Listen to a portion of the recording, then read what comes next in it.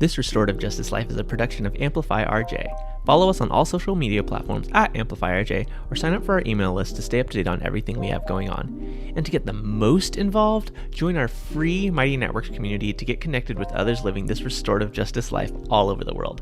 As far as this podcast goes, make sure you're subscribed, leave a rating and review, and share with a friend to help us further amplify this work. Enjoy the episode.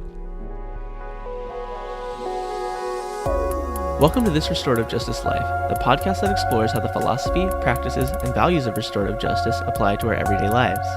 I'm your host, David Ryan Barcega Castro Harris, all 5 names for the ancestors, and I'm the founder of Amplify RJ. On this podcast, I talk with RJ practitioners, circle keepers, and others doing this work about how this way of being has impacted their lives. In his middle age, 57, Jewish. Those are probably the main demographic items. Yeah. Who are you? Wow. Yeah. This is cheating, but there's if you haven't seen the movie The Last Wave, which came out in the 1970s, there is a scene, David, where this sequence is asked, and it has very significant consequences for the movie.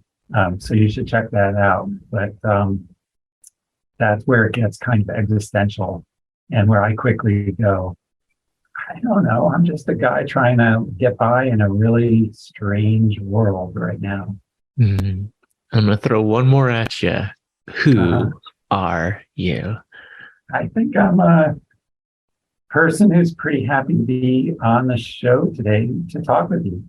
Oh my goodness. So good to have yet another David here on This Restorative Justice Life. We had David Usum about a month and change ago, and he's doing great work in Oakland. And he shared so much of his story and how, we can think like jazz musicians to think about the way that we do restorative justice. So if you haven't listened to that episode, definitely go back and check out that conversation with another beloved person. But we're so excited to have you here. David's strongly representing here on these airwaves. It's always good to check in to the extent that you want to answer the question right now. How are you? Those are all California Davids. Yeah, I think. Yeah. And the San Francisco Gay Parade used to have a float dedicated to just Davids. Oh, wow. Maybe you can recruit. I should, right? It's like in my birth year, it was like the 4th most common name. So there have to be many more of us doing this work. I'm good. Thanks for having me today. Yeah, like David Karp and like most of the people like David Usum and most of the people who are on this podcast, you are doing restorative justice work professionally, and you have been for quite some time. But I imagine you were doing work similar to this even before you knew the words restorative justice. So in your own words, how did this journey get started for you? That's interesting. I was a peace and conflict studies major in college, and I discovered that major, which was brand new at Berkeley, when I was a student at Tufts University, but I was in California visiting my brothers, and I discovered this major, and it was, a light bulb went on for me, and I realized that that's what I really wanted to do, and I transferred and joined this program. And I think at the time there was probably just as much conflict in the program as there was peace, and just figuring out how to resolve conflict was pretty central to my framing of things. I think my origins are really with Gandhian nonviolence. That's what I was most interested in studying and implementing at the time.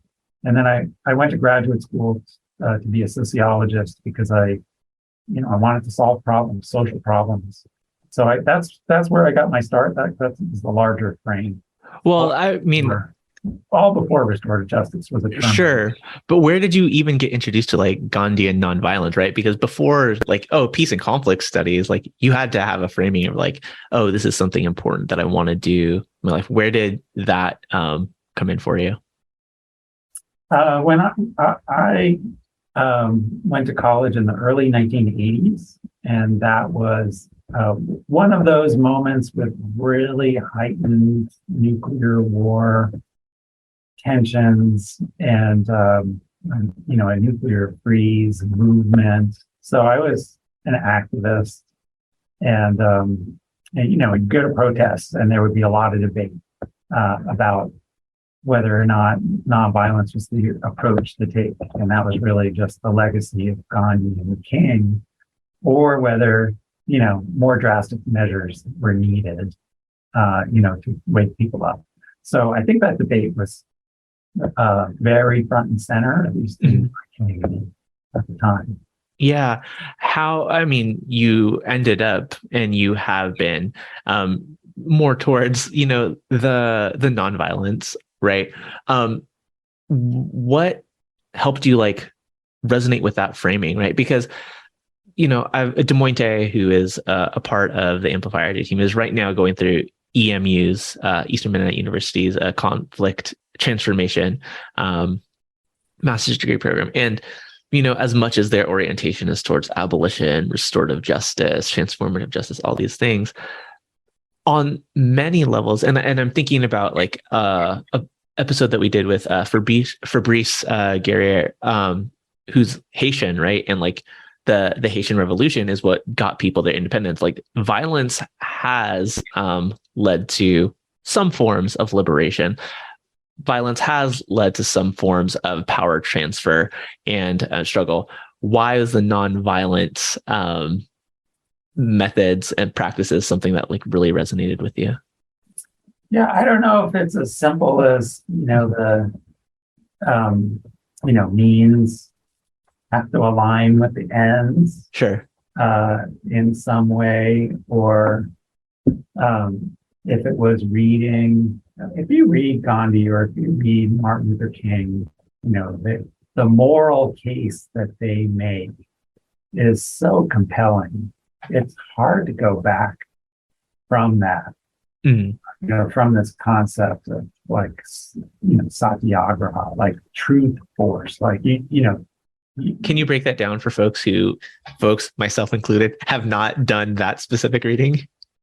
I think the general idea is you're appealing to someone's conscience in a deep and profound way by being so present with the truth of the situation that they can't stand their own hypocrisy. So if they're, beating you down in the name of civilization, then they can't stand that contradiction between the violence and the idea of, civility or civilization. And so it ultimately becomes overwhelmingly powerful, even more powerful than violence when you don't have the same level of, violent means available to you. Yeah. I think it just that kind of moral truth and moral goodness. Who wouldn't want that, to aspire to that? I definitely think there's like the intellectual, moral, like, oh yes, this is the way that we can be.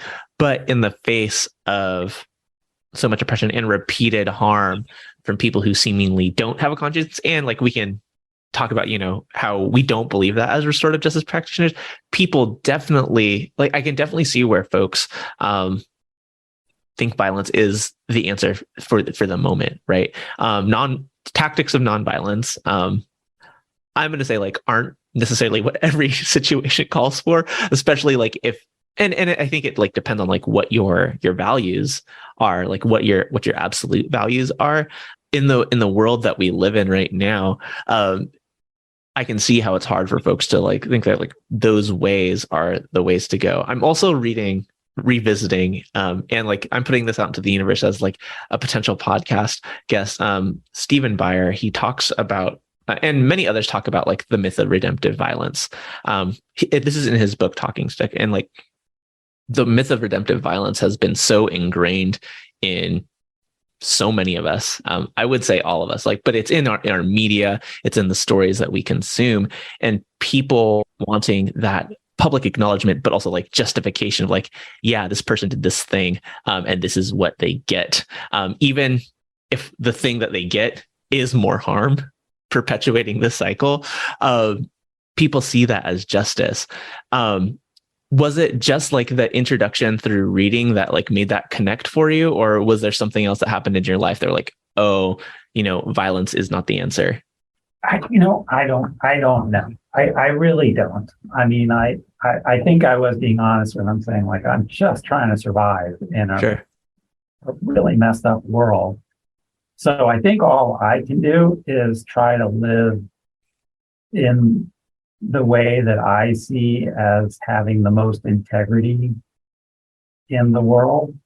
And I'll try to do that for as long as I can. And that's the classic challenge, right? They're like, well, you be against the death penalty until, your family member is murdered, and then you'll be for the death penalty. So maybe, maybe when I'm confronted directly head on, I'll change my tune. But for the moment, I think I want to advocate for, a life worth living.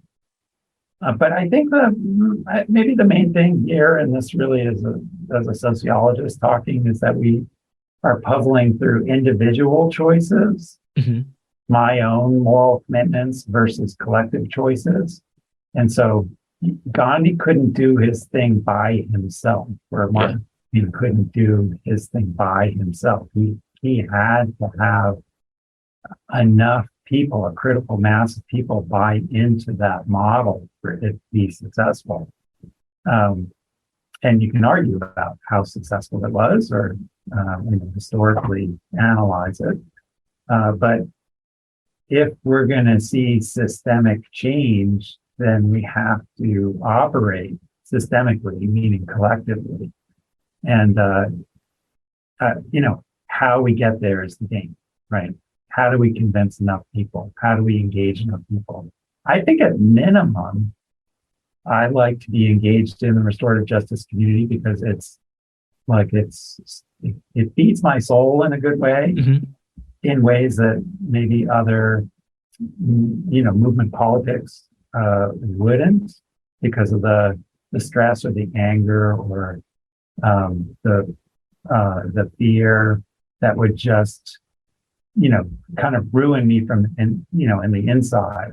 And so if I can feel uplifted by the work and by the people around me, and more of us can feel that way, maybe we'd have something. Yeah. The restorative justice community has definitely been a continued source of inspiration, and like the people who I've been introduced to through this work, and continue to be introduced to through this podcast and all of this, like, are definitely inspirations and reminders of the way that this work can be life-giving, this way of being can be life-giving.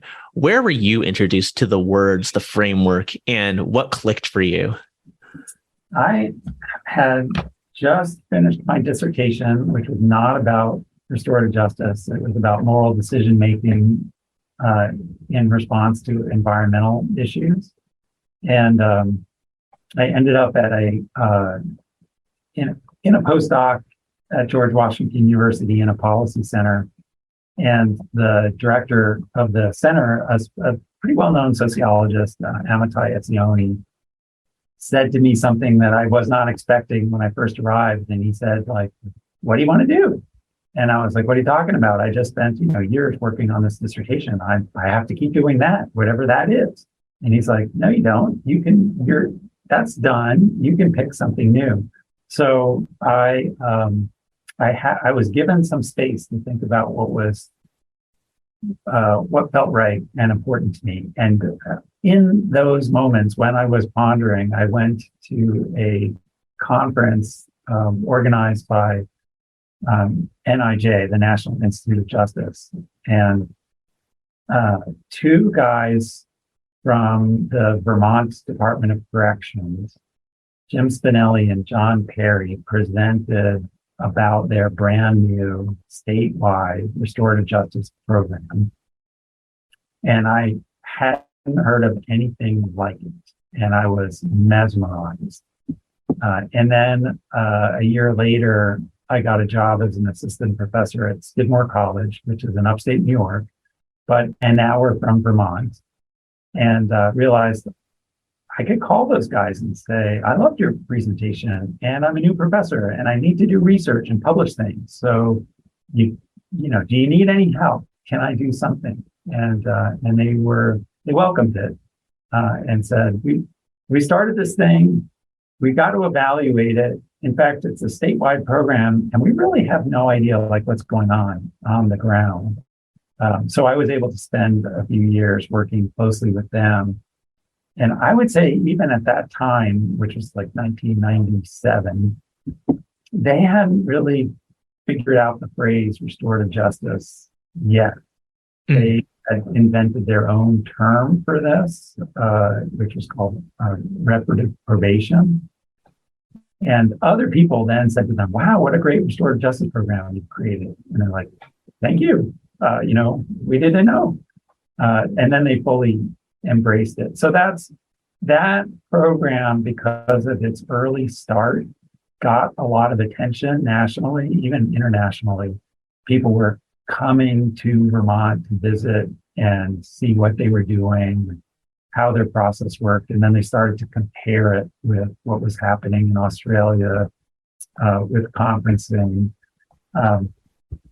That had already migrated over to England and a couple places in the U.S. And so I think it was a pretty cool time for innovation. And it was clear that the motivation for Vermont was financial, basically. This was knee deep into the mass incarceration era, and judges were sending more and more people to prison, and Vermont didn't have enough space, and they had another jail, or they had to do something different, and they really just didn't want to, do more prison. And these guys, like John Perry, were really thinking about what could we do differently, and their inspiration didn't come from reading about indigenous justice practices. In fact, it was much more rooted, but it really comes from Vermont's civic democracy tradition of engaging the community at the town level in decisions about what should happen in the community. And so they were really inspired by this, what was called a shire model, a little bit Tolkien. Sure, yeah. But they are shires in Vermont, and that kind of localism was meaningful, and that they would go to communities and say, people from your community are going to be sentenced to jail. What if we put those decisions in your hands instead of in judges' hands? Would you do the same thing or something different? Overwhelmingly, as they were coming up with, kind of grassroots or homegrown restorative solutions that fully recognized that putting someone in jail was not going to change them in a way so that when they got back to the community, they were going to be in a better place.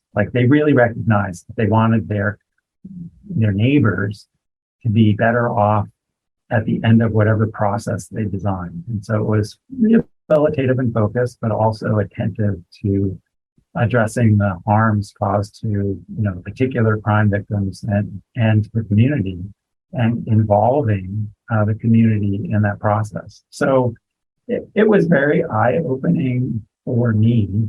And at the same time, I got connected to Mark Umbright and Gordon Bazemore, who were professors who were running a federal juvenile justice, restorative justice project called BARGE, or the Balanced and Restorative Justice Project. And they taught me all about what was happening nationally at that time with restorative justice around rethinking the juvenile justice system. So that's how I figured out what was going on. Yeah, I want to go back to something you said a couple minutes ago. This framework of reparative probation. What about that as a sociologist was mesmerizing for you? It's a great question. So in sociology, particularly within criminology, there's been a long-standing recognition that there are two ways to promote appropriate behavior, non-criminal behavior. And the distinction is between formal social control and informal social control. And formal is, police, courts, prisons, and it's external, and it's very costly. And the research was pretty clear that it doesn't work that well. Mm-hmm. And that's much, much more influential than formal social control is informal social control. And that means the influence that friends, family, teachers, neighbors have on engaging with someone in a way that holds them accountable. And it's less through punishment and more through fundamentally belonging, social belonging. Mm-hmm. Like, we approve or disapprove of your behavior.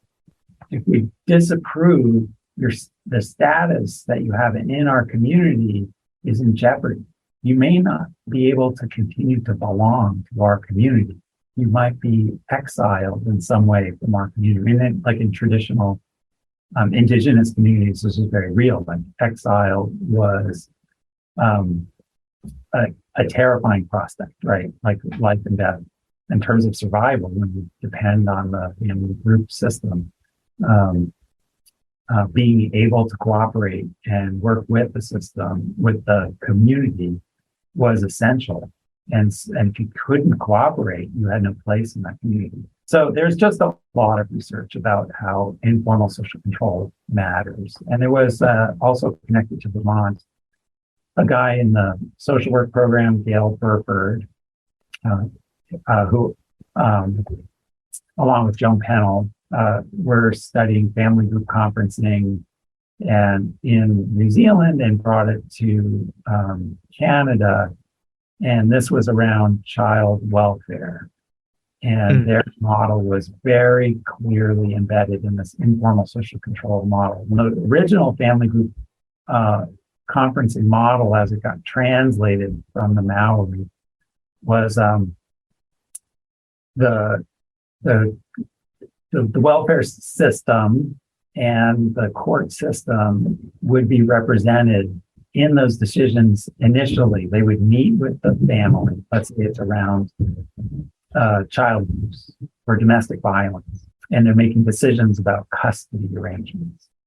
And so they would be presenting to the family about the services that might be available, like maybe alcohol, substance abuse treatment available, but also the legal consequences of violating restraining orders or whatever there might be. So carrots and sticks were, kind of there, but they would lead the decision-making group was the family. So they would sort of present, like, here's the deal. Here are all the things that might happen. Here are services available, but come up with your own plan. And then they would leave. And for hours, the family or the extended family would sit in circle and work up a plan that was organized around informal social control. So in other words, dad would go move in with the uncle for 3 months, and he would see the children only when grandma was there and they made sure that he wasn't drinking. And that, those kinds of arrangements really can only be monitored and enacted by the family. Like, a probation officer isn't going to have the time or wherewithal to go, is it 8 p.m. on Thursday? That's the visiting time. Or, is grandma home? Like all of these things that have to happen in a tight-knit family unit. So that became part of the equation, recognition that these informal systems are very powerful. And there was a lot, particularly at that time, of focus on the role of shame and exclusion in restorative processes, like helping someone understand the impact, the negative impact that they're having on their family or on crime victims or whomever, should elicit a level of shame and embarrassment and guilt and hurt and remorse. And that becomes a motivation for change. But it's only a motivation for change if there's a clear pathway provided.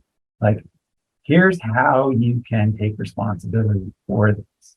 We have a plan that's workable. We'll support you in enacting that plan. And that shame gets transformed, right, ultimately into pride and a sense of place and a sense of a removal of that stigma, and shame. And so one regains their place in the community. So that, I think that emotion work was really central early on. And that's really what the informal social control is all about. Yeah. What that assumes is that there is a relationship that's valued in the first place, right? And so when we're talking about families, that definitely translates pretty well. When we talk about communities where there are established strong relationships that the person who has caused harm value, that works really well. You and I both are in this place where, restorative justice has been, and frameworks around restorative justice have been used to repair so much harm. And there is such a need to make sure that there are those relationships that are valued in the first place when we scale it up. We're going to revisit those ideas in just a second. But this idea of, the phrasing that you used, like informal social control, right? Those are so powerful. And like whether or not shame, like guilt and shame, like are helpful for any given situation. It kind of goes back to what you were talking about with Gandhian nonviolence or Kingian nonviolence. When you're confronted with like the harm that you're causing, and is this in alignment with like how you want to be in the world? That can be really effective. There's also ways where shaming can not be very effective, but when you're calling people in to be in alignment with their values or the way that they want to be in the world, it could be so helpful. When you first shared the story of this happening in Vermont, and when I think of Vermont, and when I think of the demographics of Vermont, I think about a pretty homogeneous white community group. It reminds me of a conversation that we had with Tanya Covington about the way that a restorative process played out in a specific neighborhood in New Mexico, where these white teenagers caused a lot of havoc and destruction in a neighborhood, and people were like, no, we don't want these kids to like have their lives ruined. We want to figure out a way for them to repair. And the community members had access to their grades, right? For the next however many years. They were invited to their graduations and all that kind of thing. It was like a really beautiful thing that happened. And I'm so curious, like if the dynamics of that situation would have been different if the kids weren't white, right? I'm curious, like if the way that program manifested would have been different, if Vermont was not such a homogeneous place, whether the ethic of like community and we take care of ourselves, we take care of each other would have been the same in a more diverse place. I mean, we can't like go back and project, but yeah. Yeah, no, I mean, well, it just raises the challenge, can there be enough? What you're talking about fundamentally is trust, right? Mm-hmm. That we're using race as a proxy for trust. Like if one white Vermonter sees another white Vermonter in their community, are they going to be more trusting than if they see a non-white Vermonter, right? And if they're pretty much all white, they're going to be like, okay, we can all work together. So can you create that level of trust in a more heterogeneous community? Is that's the challenge of our country, right? Like there are other countries that are very homogeneous and they really rely on that for their sense of unity and identity. And this country tries not to do that, or at least some portion of our country aspires to that. And another portion of the country, wants that simple tool of, like white pride or something. So, but if, if it's an all Latinx community or, like that, an all Black community, you get similar patterns of trust, right? Mm-hmm. Like, I get you, I see you, I get you, and so I'll give you the benefit of the doubt, or I want to see you succeed. So race matters, definitely. Class matters too. Vermont is a pretty poor state. Like they just, they don't have there's not a lot of money in the state of Vermont. So class dynamics factor in all of these. So even if there can be trust through whiteness, there's often distrust through class divides. And so there are always going to be ways in which we to create in-groups and out-groups. And I think one of the, the basic methodological strategies of restorative justice is to create situations that help break down some of those in-group, out-group divisions and help people see each other more authentically. The shame thing, coming back to that, is always about separating the act from the person. Mm-hmm. Did a really terrible thing, but we're going to declare out loud, we don't think you are a terrible person. That is, we think you're redeemable, and that you can do things that will win back, our trust in you. But trust is gone right now. Like you've done things that make us really unhappy, and but it's not permanent, right? Because we're not seeing it as a fundamental flaw in your character or a flaw in your tribe. We're seeing this as, a person who's either made a mistake or done things like very intentionally, but trapped within a set of circumstances that are pretty compelling or mitigating, and then we can try to change those conditions. Yeah, I'm curious how you took all of this observation, this research that you were doing as a sociologist, and brought that into practice in your context of Skidmore, right? For those that knew the name David Karp before you clicked onto this podcast, you probably know of his work within the realm of restorative justice for colleges and universities. He wrote the little book on it, right? How did you translate those ideas that you had been observing, you'd been researching, into the context that you were at? It happened almost right away because it was 1998 that I started at Skidmore and, knocked on corrections door in Vermont. And one of the first projects that I did, there was a quantitative evaluation data, but there was also a qualitative project that I did, which was super fun. And I spent about 6 months driving around Vermont with Skidmore students and a video camera, and we were recording these restorative meetings, these community record board meetings, and trying to puzzle out what was inside the black box. Corrections had set up this program, but they knew they were bringing the community victims, these probationers, together.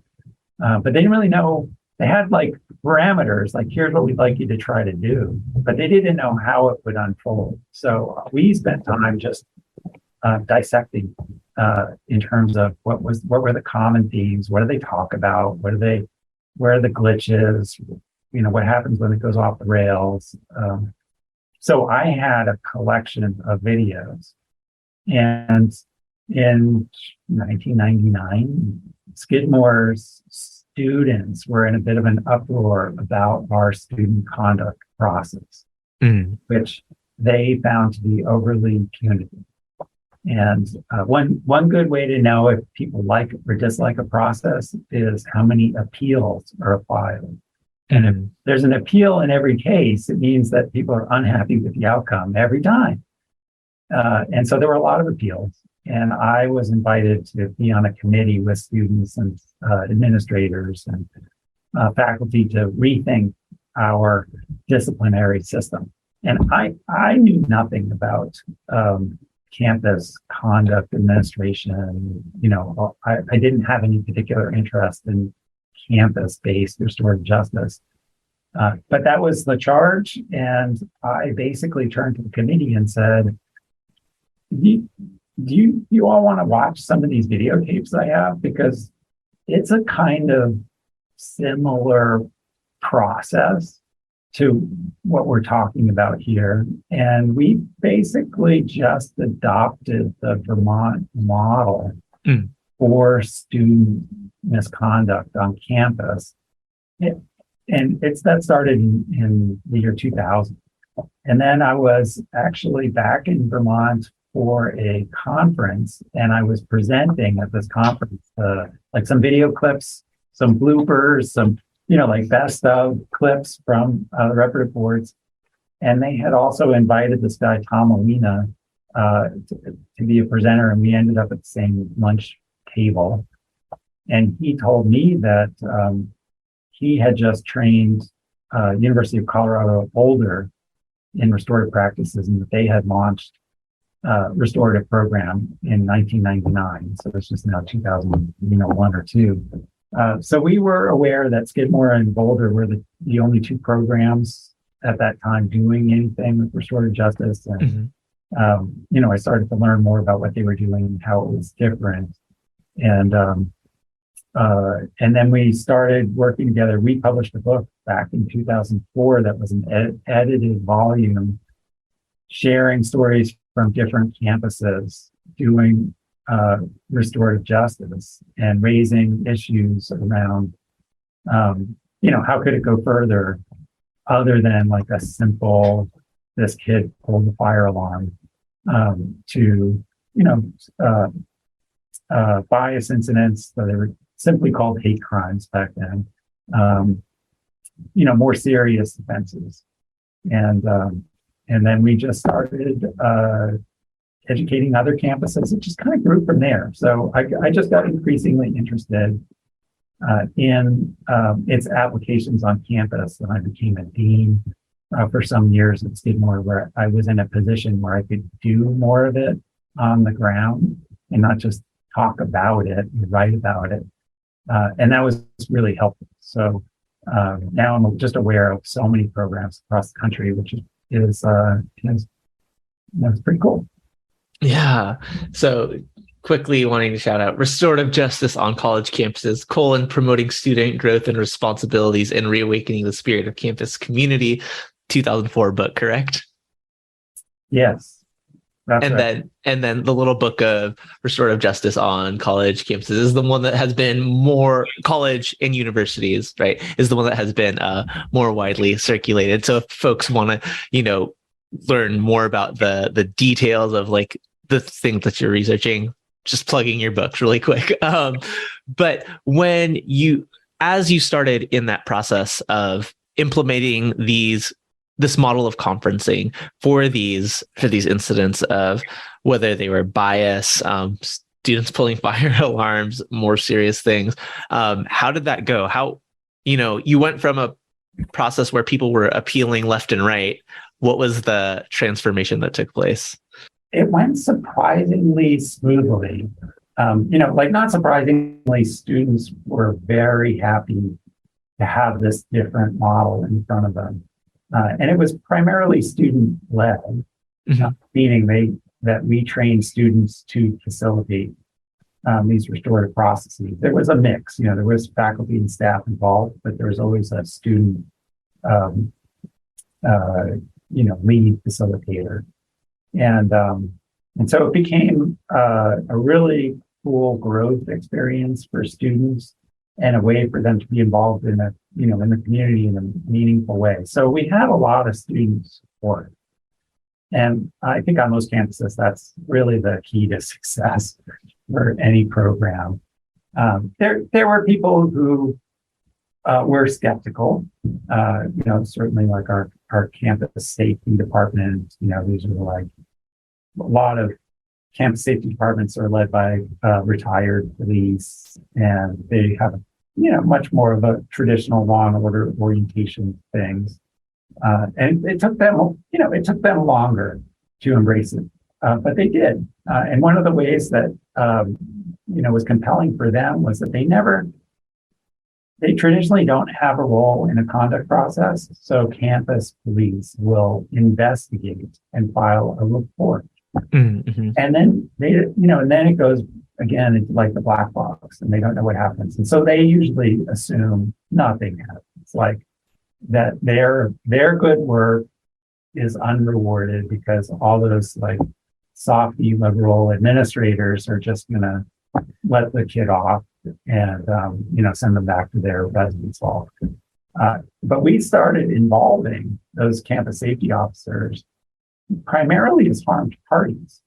And they got to tell their stories in ways that they never got to. So they weren't serving as witnesses that would provide evidence to find the student in violation. They were just sharing what it was like. Like I remember an early case that actually got their attention was that there was a campus safety vehicle that was on an emergency call, and they were trying to get to a campus apartment.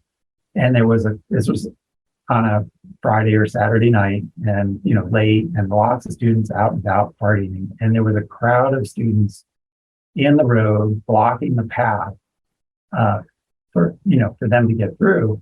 And they were really amped up because they were trying to respond to an emergency. But there was this crowd that was goofing around, laughing, not, like, we're stopping campus safety vehicle from going, campus police, Campo, as the students refer to them. And two of the students climbed up on their car, were sitting on the hood, and they were just making a big joke of it. And, they got through. And so we did a restorative process, and they got to share what was up for them, what that incident was they weren't getting to in time, mm-hmm. how serious that was, and their frustration and their worry, and they didn't want to plow through the students, and they didn't have a good way to communicate to the students the urgency of the situation. And it was interesting that the two students who had climbed onto the hood, one of the students chose not to participate in the restorative process, and the other did. And the one who did was really, very remorseful, especially when she heard what the situation was. And, was really back to shame, like really ashamed of herself for her role in this. And they really got it, and they accepted her apology. And I can't remember if there was a plan or some restorative measures that were put in place. But that was a very helpful moment for them. And then interestingly, we had a process that if you refuse to engage in the process, you're essentially suspending yourself. Like if you're unwilling to engage with the college, they have to suspend you. So, it's like up to you. Like you can come to this thing or not, but and so they were very surprised that they themselves were interested in just having basically an apology from the student who showed up and the suspension for the student who didn't. And that messed with their heads because they're usually about equality, like, equality before the law, like same crime, same sentence. And here you're getting very different outcomes for the same act, but because of the way the students were engaging in it so differently, and they started to recognize, wow, we could have influence on students in a very different way as a result of it. So Even when we had some early resistance, it was often overcome simply by engaging them in the process. And I'll just add to that another thing we did was invite our district attorney to our restorative process so that we could engage him in a conversation about what to do when students got arrested downtown. And could they go through our restorative process instead of being prosecuted? And we were able to craft an MOU with the DA's office that basically said if students successfully went through our restorative process, and he said at the time, you guys are doing way more than we would do with our sentences. So yeah, we'll take yours over ours. So he saw the value. And if they engaged in our restorative process and successfully completed the terms, they would dismiss, or they would basically dismiss the charges. So we're able to work with the system in some meaningful ways early on. Yeah, I don't know if you sensed it when you talked about and then we brought campus security in. I was like, oh, and then explaining that not as witnesses, but as investigators, but as people who have been impacted, as people, right? Who have been impacted, that is something that helped one, the person who caused harm in any given situation, see the impact, right? That was important. Community members have been impacted by your actions, but two, having people who are campus security in this case, officers of the law in other cases, be included as individuals who have been impacted, not just as the person representing the badge and all of that, is a way that we can help get quote unquote buy-in. Right. When people feel that sense of belonging to a community, I thought that was really beautiful. The other thing that I really appreciated when you were talking about the involvement with the DA's office, I was like, again, and I want to invite people, this was on a slightly separate and different podcast. I did a crossover between the other podcast that I ran for a while called Diversity and Inclusion, Revolution or Reform with Xavier Ramey. That episode, and I can link it in the show notes for folks. We talked about, reformist reforms or abolitionist reforms, right? Are we using reforms that are are we using reforms to make the system more powerful, or are we using reforms that will give control back to the community, right? And when you're addressing the DA's office and saying hey, we're going to do this better than you. We're going to take this off of your plate and return the power, decision making and all that to our community, where we can actually support these students in one, getting their needs met, because when people cause harm, there are often needs that they have, but two, actually repairing the harm, as opposed to fine, probation, jail time, whatever it would have been on that end. That's a really, really productive and generative thing. So just thanks for that story. And those were the things that really stood out for me. I think, so shout out to Tom Alina, who I co-edited the book and who had helped start the program in Boulder. He told me a story, which I think is the first case, restorative justice case on a college campus that he did, and it speaks to all of this. At the time, he was working for the New Jersey courts. I'm not sure what he was doing exactly, but he had read an article by Howard Zare. This is the 1987 or something, about, he'd read an article about restorative justice. And then a case came through of a student who was Montclair State University in New Jersey at the time. It's now the College of New Jersey. And it was a football player, African-American football player, who had been in a drunk driving accident, and his girlfriend and his best friend were killed in that he was driving.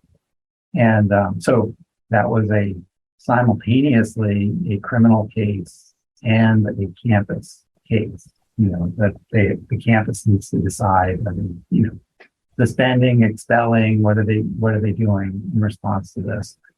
And Tom called the defense, I think it was the defense attorney, one of the defense attorneys,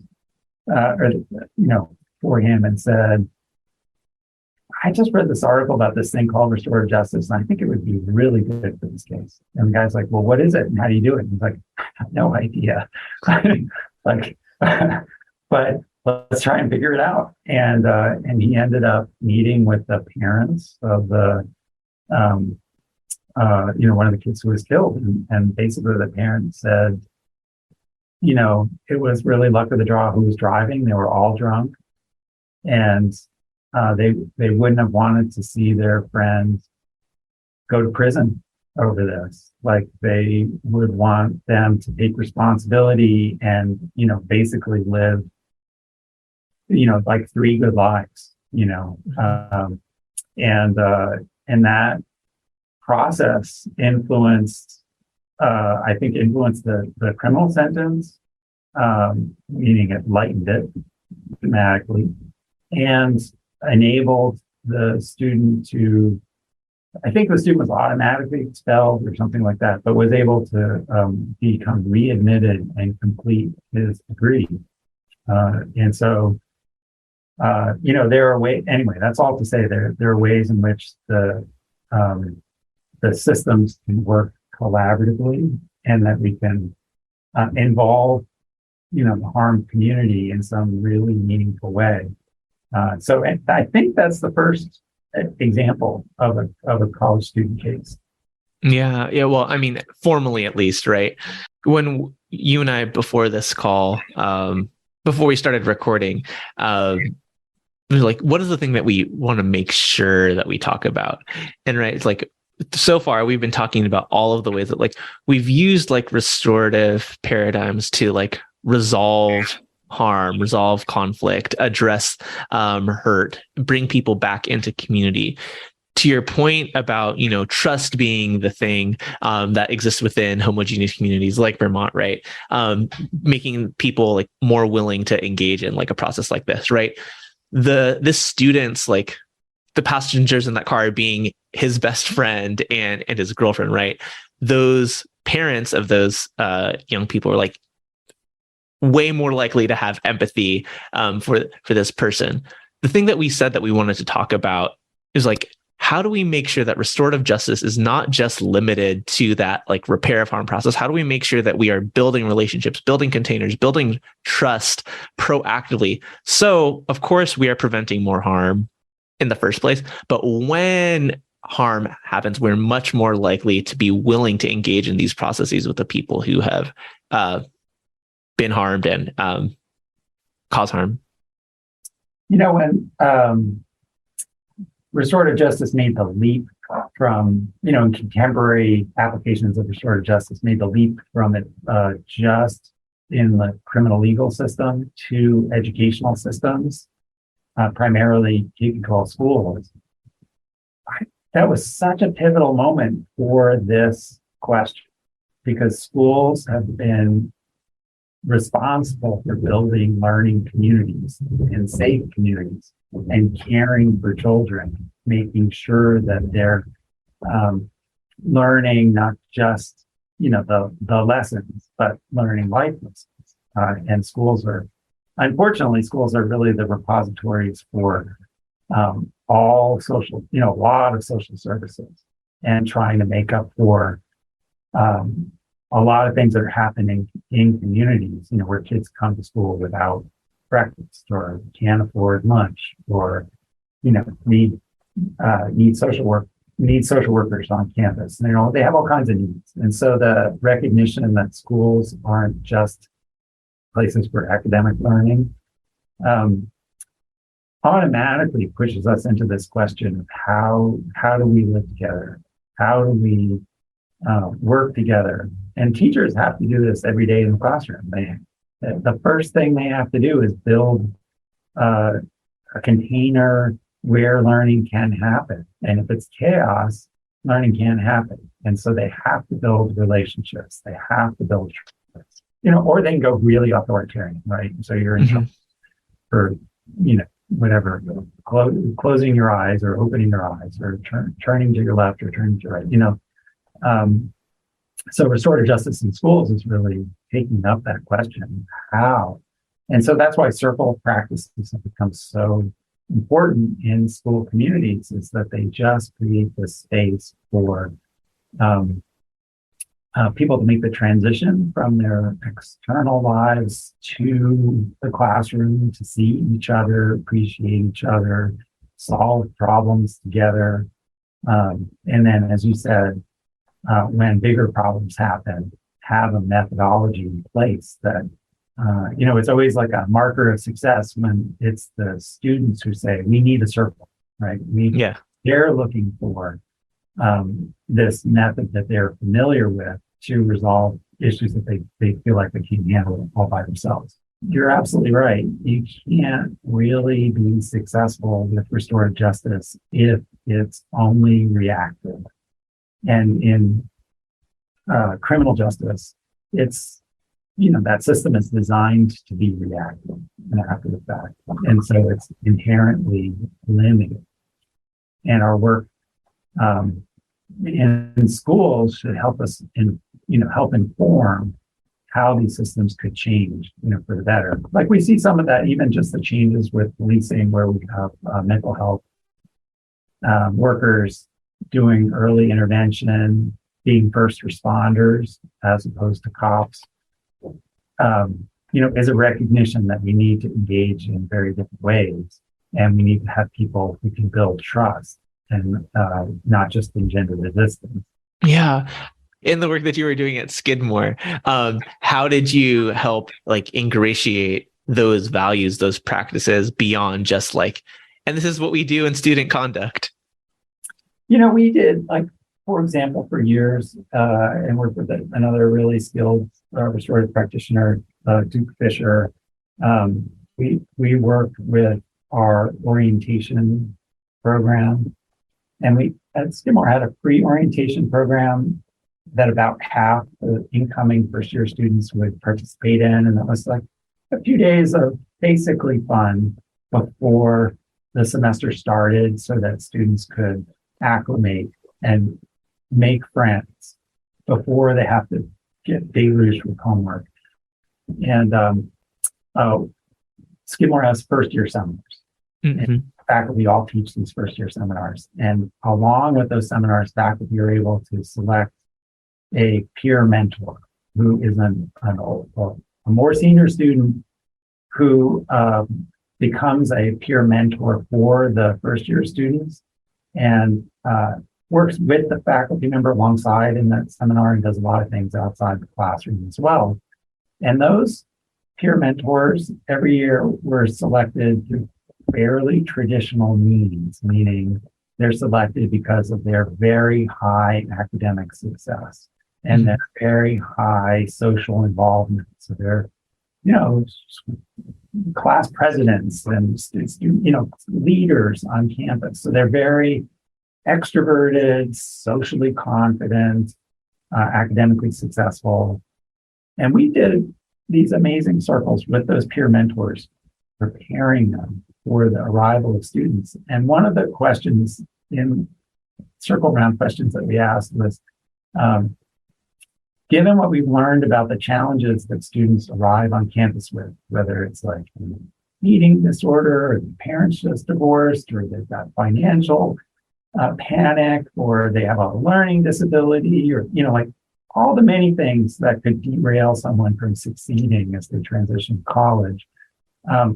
We did a circle and said, how can you be a resource for each other as other peer mentors?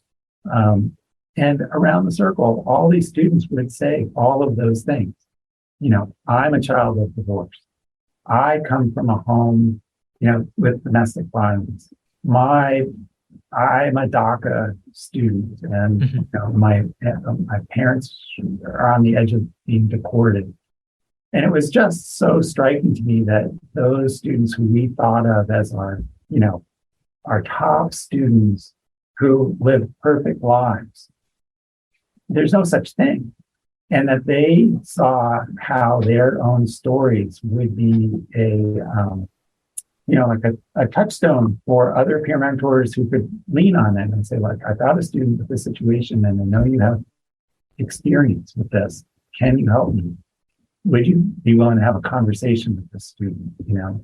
And it was just a surprise to me that we don't know the depth of the resources available, and we can reframe what we would normally think of as, people's flaws. And instead they become incredible opportunities for connection and influence. In that relationship building to start, like getting people to share their stories, getting people to know that, like, hey, me too, right? Like that's such a powerful way to prevent crises from happening, right? Like these problems exist, but if I have someone who I know I can like go to help walk me through this, or like walk with me as I go through this, or who's been through a similar situation and can offer me guidance, like that can prevent so many crises, right? Where people like are floundering and don't know how to access those things, and like try to get those needs met in ways that are destructive to themselves and sometimes maybe others. That's beautiful. I'm curious, like if that was like intentionally, like you talked about like the way that it was in orientation, like how were you like following up on that throughout the rest of the year in the way that this program was structured? I think ideally it would start with orientation, and I'm super happy with USD, where we do a lot of circles for incoming students at the beginning, and some other campuses are doing that too. That would be followed by, restorative practices in other sub-communities, so that you're training. There are so many sub-communities within a campus community. Of course. Life, or fraternities and sororities, or athletic teams, or, multicultural clubs of various sorts. And so if you have places that are, basically safety zones for students, and those are places where they know they can tell their stories and have some sense of privacy and social support.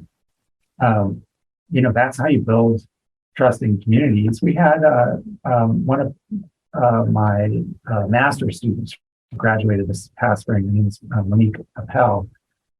Works in our psychology and neuroscience department, and she hosted a series of circles for faculty on their white identity, and to build comfort in talking about issues of race in their classes, and how to rethink their syllabi so that they can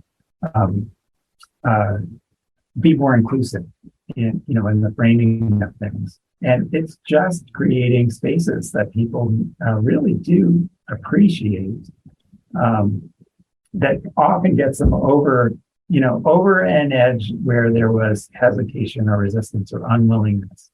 And with that support, we can have better classrooms, we can have better communities, whether they're sororities or academic clubs, whatever it may be. There's a lot happening. So I'm interested in also the academic side too. Like, why? These are questions that circle around in my head all the time. Like, why do attorneys have to learn about restorative justice, once they're deep into the field? Why isn't it taught in law school? Why do teachers have to learn about restorative justice once they're in classrooms and not in teacher education, or social workers, or criminal justice students? So how do we get this embedded within, the curriculum? So when we think about a campus community, we're really thinking about what people are studying, how they're studying it, like circles in the classroom, and then their lives in their community, whether it's students and how living on campus, or faculty meetings, or staff, and union meetings. There are all kinds of ways in which we're living our lives on campus. And I would say that at first, it was a fluke that I got involved in restorative practices on campus. But ultimately, it was a realization that for me, it was part of my, like living restoratively in the Howard Zare kind of way. Like I live on campus. I mean, I come to campus every day. I think about campus life all the time as a faculty member. I'm in, classrooms with students. I'm in relationship with campus people. So could that be a restorative community for me, or as a restorative justice academic? Can I align my topical interest area with my campus community? Yeah, I'm curious. Well, a number of things.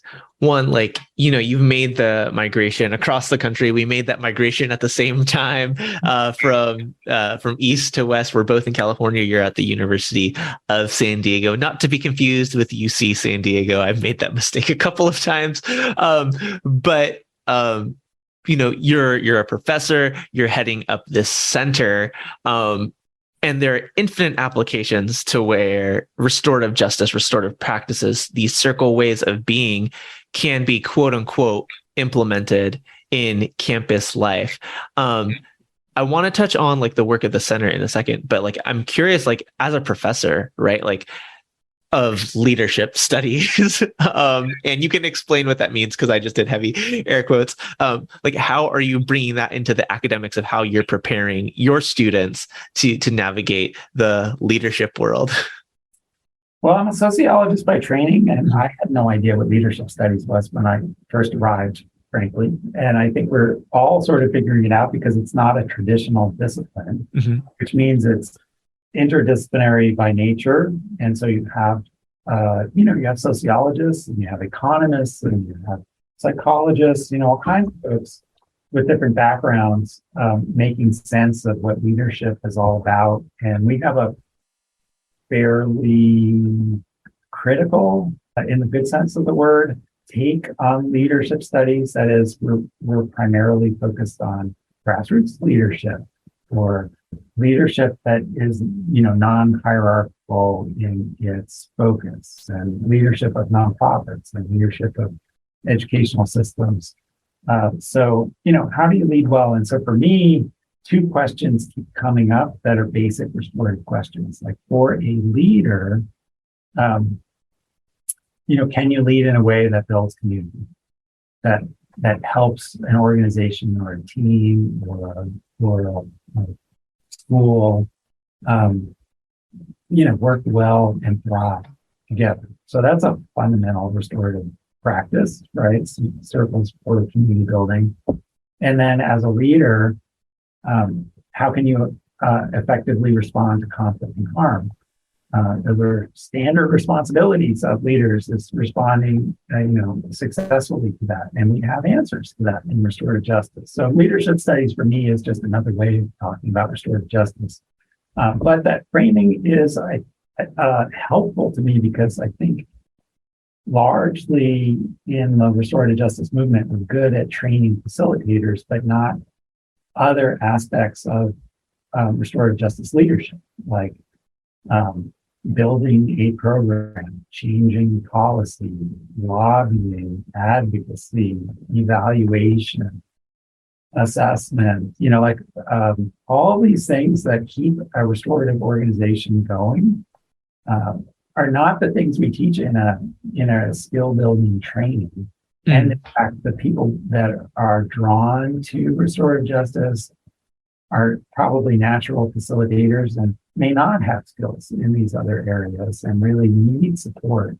So that's what we're doing here at USD. Our main, we offer training, but we recognize that training is insufficient and that our trainings were and are still limited by two things. One is that when you offer a skill building training, even if it's a multi-day, 3-4 days, people come to the training without basic knowledge of restorative justice, and you have to spend a lot of time teaching about restorative justice. And then you also bump into people's resistance or skepticism. And so you have to spend time overcoming this or working with it. And so that just takes away from skill building.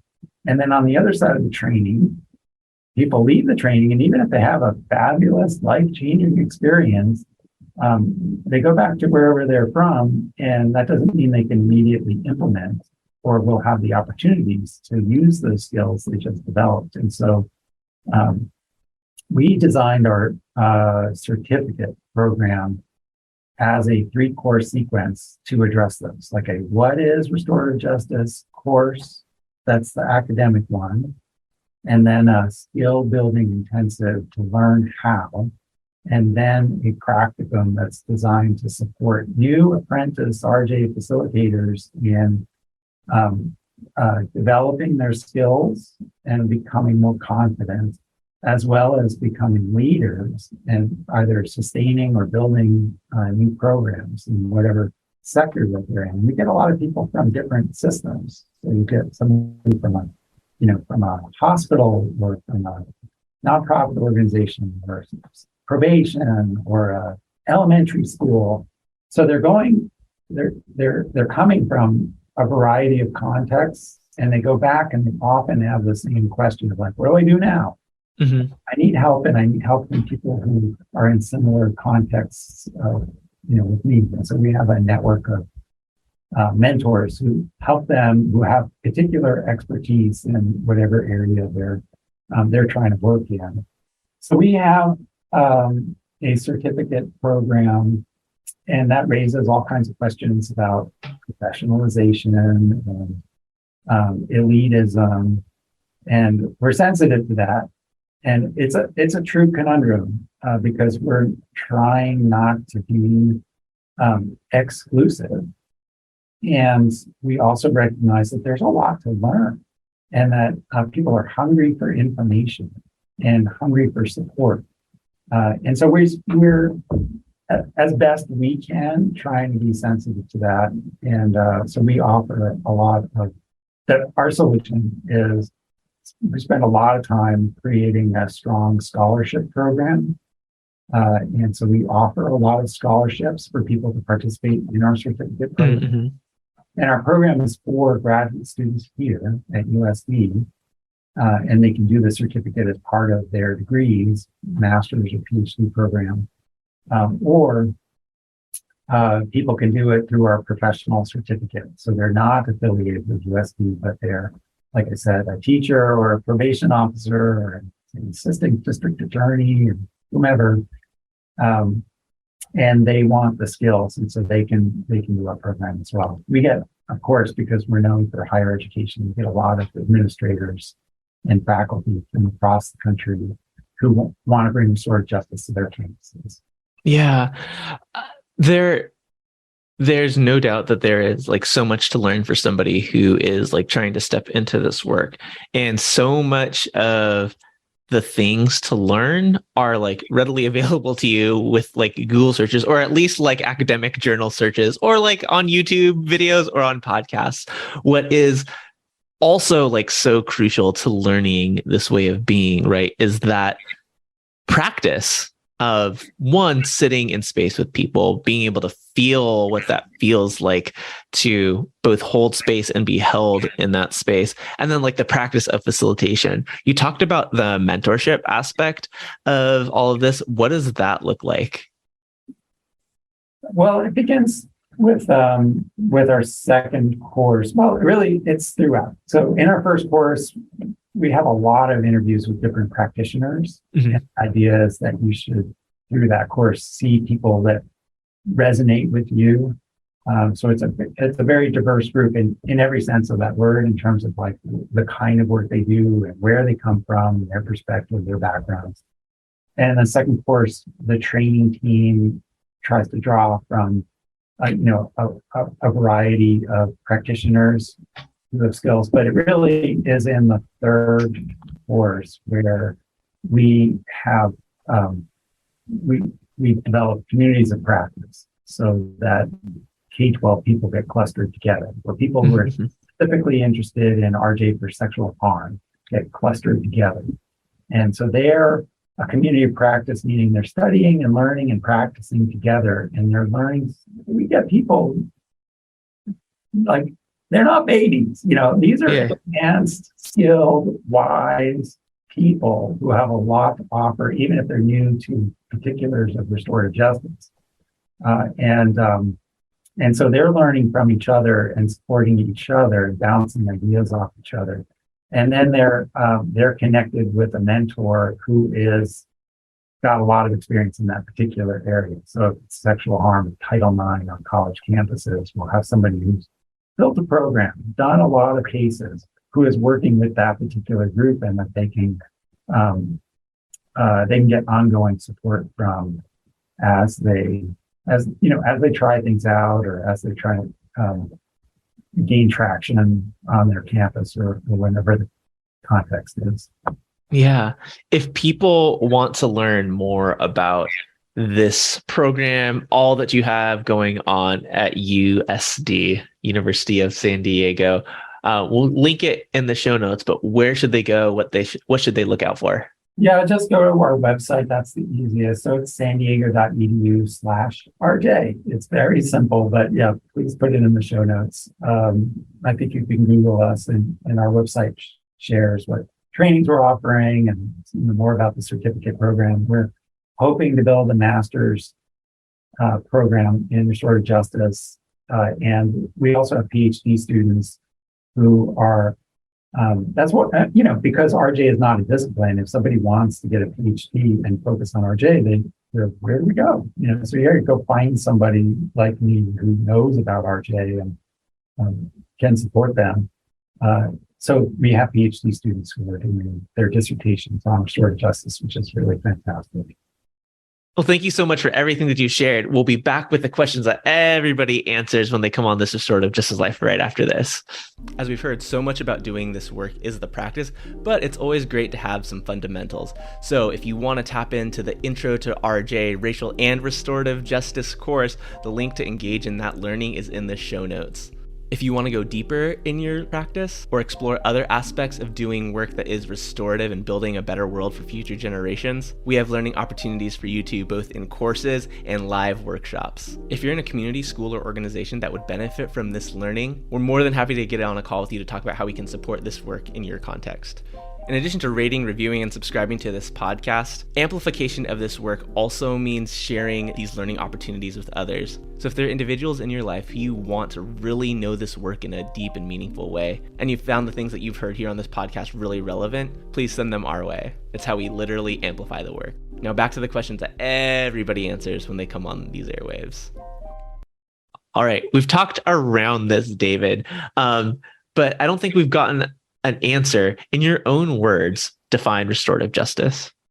Restorative justice is, as a way to prevent and respond to harm. And I think both that prevention aspect needs to get built in through some kind of collaborative process that really puts the people most impacted at the center, and be a process in which they're able to design or customize a response that best meets their needs. So I think that's as close as I can get. It doesn't really speak to, individual versus structural harm, but that's part of it, right? Recognizing that harm occurs on many levels, and that restorative justice is a philosophy that takes harm seriously and enables people to think about harms so they can be redefined as a set of needs, and then as a set of solutions to address those needs. Mm, yeah. As you've been doing this work, what has been an oh shit moment, and what have you learned from it? Often it's like a mistake or something that you wish you'd done differently. People have also taken this as like aw shit, yeah, I did that and it was great. So whichever way do you want to answer that? So you're asking for an oh shit moment? Mm-hmm. Yeah. I think a good example is, the challenge of representing restorative justice accurately. So we could think about the indigenous roots and recognize that's part of the story, right? Indigenous part of it, religious roots, Mennonite, Howard there, Mennonite roots, or Vermont, shires and civic engagement as a root story. So, for example, I often would think about Barry Stewart as a judge and a leader in developing sentencing circles, originally as they were called, working with Kate Pranis. And somebody at a training once said, "Can you name any of the indigenous people that developed this program with Barry Stewart?" And that was an oh shit moment for me, because I was definitely centering the white guy and didn't really have a story or had not taken the time to try to learn more about that context. And that's, and it made sense, right? It made sense for all the, white supremacy and all that kind of stuff, but also because I'm a white guy and I was like, I could, wouldn't it be cool if I could do something like Barry Stewart? Like I could identify with him in ways that I couldn't, I can't be an indigenous leader. So my brain didn't go there. So I think just those moments where recognizing my own bias and how that translates into the way I teach about restorative justice is, those are important moments. It begs the question now, can you name an indigenous leader who helped co-construct those processes with Barry Stewart? Yeah, there's a number of them. He of course wrote a book with Mark Wedge, who's was central, and then there's his two brothers, the Gatsby's and others. So I don't know the whole. I mean, stuff's not written down. Yeah. So beyond that, I don't know. But there are some cool stories to pay close attention to, like Rupert Ross's book, Returning to Teachings about Hollow Water, I think is a really good one. He's not an indigenous person, but I think that's a really good one. My former PhD student, who's now a professor at Cal State Long Beach, TJ Reed, wrote a really good article about circle practices from an indigenous, the indigenous history of circle practices, basically. It's kind of a review article. Put that in the show notes too. Yeah. That would be cool. Absolutely. And I mean, I think it speaks to not just oh, David didn't know, right? But the way that indigenous folks have continued to be erased, both in the way that this is documented and in the way that we who have been socialized in Western context, and I'll include myself in this, right? Learn or document learning, right? And there are infinite ways for us to continue to push back on those and continue to name elders and those who have carried the work forward. This question is difficult in a different way. You get to sit in circle with 4 people, dead or alive. Who are they? And what is the question you ask the circle? Yeah, jeepers.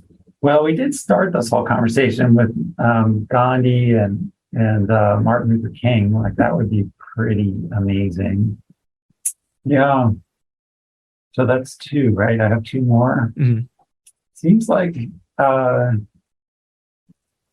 it would be some, I think I would want to pick some of these unnamed leaders, the ones who weren't listed and aren't the go-tos, like Gandhi and King, they're easy references.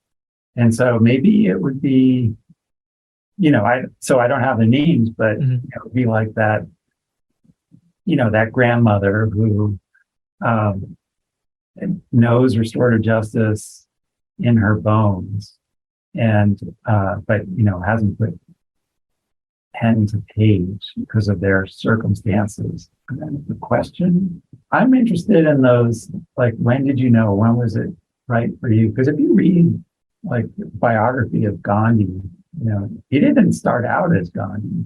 And, I'm interested in those pivotal moments where he was he was seeing the injustice. He was in South Africa, and he was being a lawyer fighting, in an adversarial way. And so I want to know about those moments when he's like, oh, this doesn't work. And I think there's something better. So that's what I would want to hear. Yeah. Maybe I didn't do a good job in asking this at the beginning, but what was that moment for you? There are many. Mm-hmm.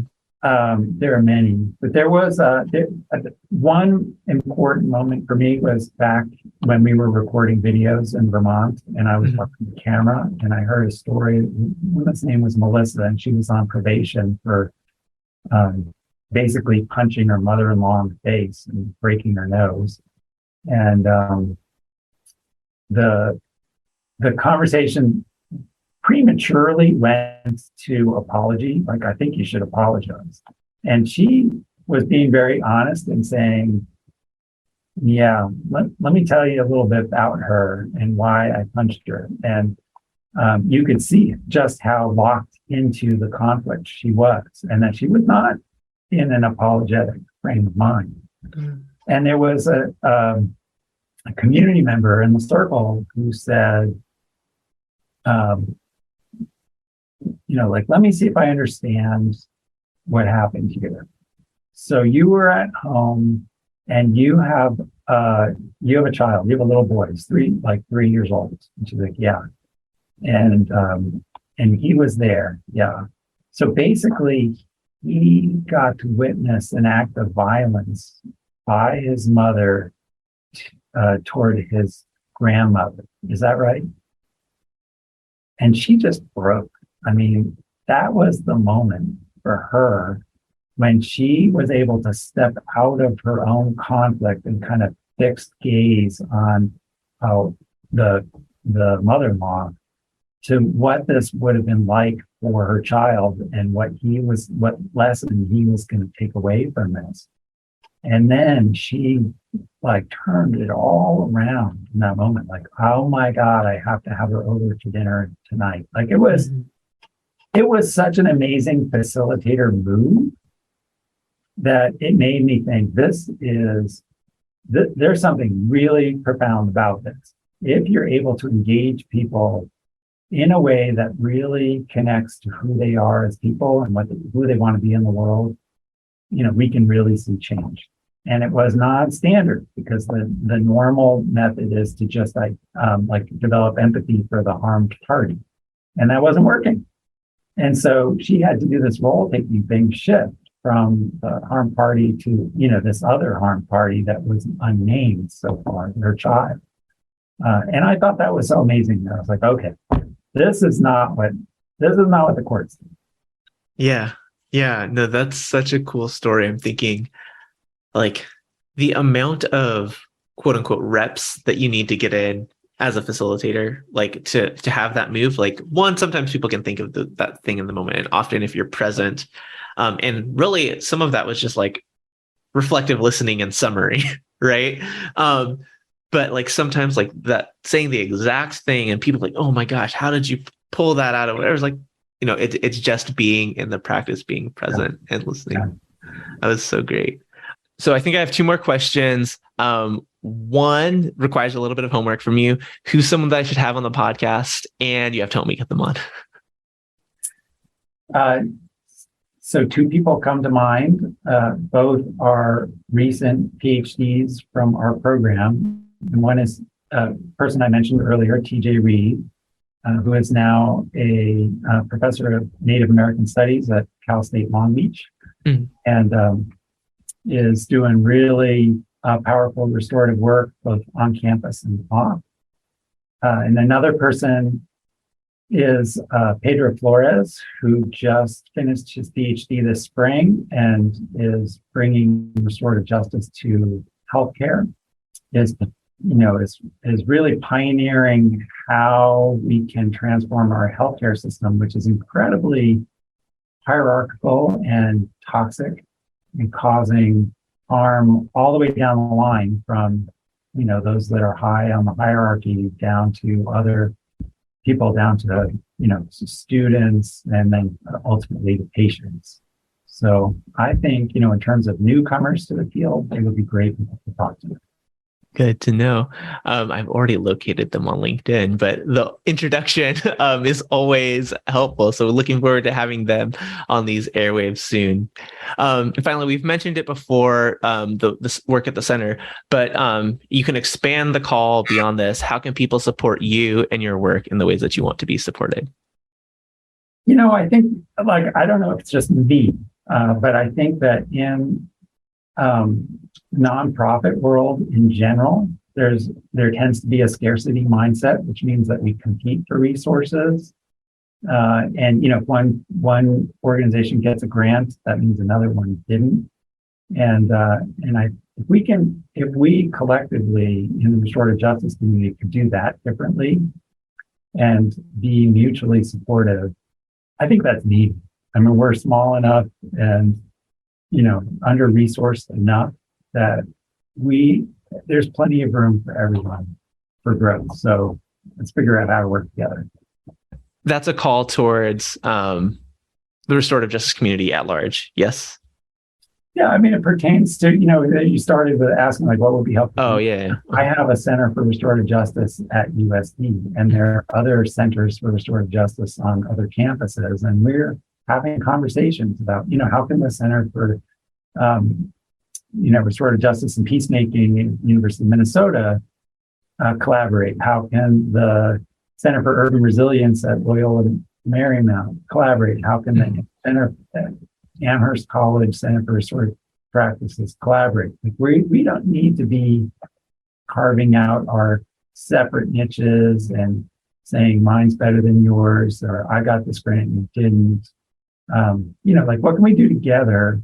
So in my world, we can create restorative universities, across, the country, as opposed to just being the only team in town. Got you. So that makes sense. Again, the way that this is typically framed, and I think it is applicable. That's so applicable. And I want to honor that. And so we'll leave that in. Is there something that the person who's listening to this, who's an individual teacher, and that might be call to action, hey, the website, check out our resources. Because what you just spoke to is speaking to a very specific group of people. Is there something that's more universal that people can call to action and support you? And there might not be beyond check out the website, but if you could just restate that, reaffirm that, that'd be great. Well, I'll say that restorative justice in higher education is a small and growing area. And we have some resources and opportunities on our website. So if people are interested in learning or applying restorative justice on campuses, they can find out more from us, or if they want to learn more about restorative justice or do a deep dive, they can participate in one of our programs. We'd love to have all of you. Beautiful. So all the ways to collaborate, connect, go through the sandiego.edu/RJ. We'll have that linked in the show notes. David, thank you so much for your wisdom, your stories, and of course your time to share how folks can continue living this restorative justice life. We'll be back with another conversation of somebody living these values, these ways, these philosophies next week. Until then, take care. Like what you heard? Please subscribe, rate, review, and share this podcast on whatever platform you're using right now. Or if you're old school, tell a friend. It really helps us further amplify this work. You can also support us by following us on our social platforms, signing up for our email list, signing up for a community gathering, workshop, or course. So many options. Links to everything in the show notes, or on our website, amplifyrj.com. Thanks so much for listening. We'll talk to you next week.